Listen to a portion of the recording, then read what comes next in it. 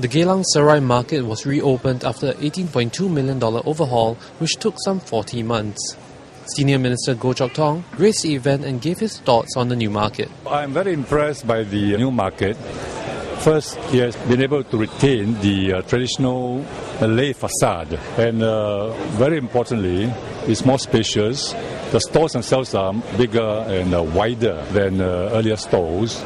And the other feature which I noticed is the dryness of the floor. Normally when you go to the wet market, it is wet. This time you go to the wet market, the floor is dry. And they have done a very good job there in making the market clean and dry. The other special feature is, of course, the ability of the market to retain its traditional Malay feature. The goods sold are mainly what they call Malay-related kind of food items and clothes and spices. And the Malays like it because they regard this as a halal market. And that's an important element for the Malay population. I chatted with the customers, and many of the customers came from far away, as far as Woodlands and Pasir Ris. Of course, quite a few came from Tampines, which is not too far away. And there was one from Johor.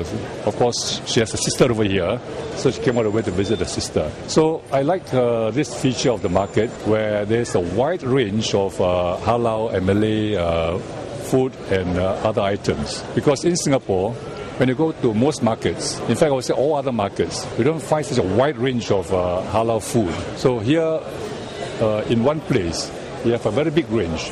So Malays from all over the place would come over here in the weekend. But that doesn't mean that the market can be designated a halal market, because this is a public market with funds from the government, from the public. It is not a private market.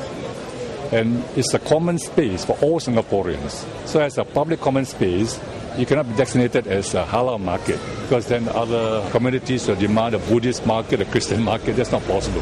But I personally favor the ability of the market to retain this character of the Geylang Serai Market. In other words, selling mostly halal food, maybe even all halal food. But this is left to market forces. It's a market that decides. It's not the government that decides. So if there's a tender for a stall, the market will decide whether you want to tender for a halal food store or whether it's a non-halal food. The market will decide.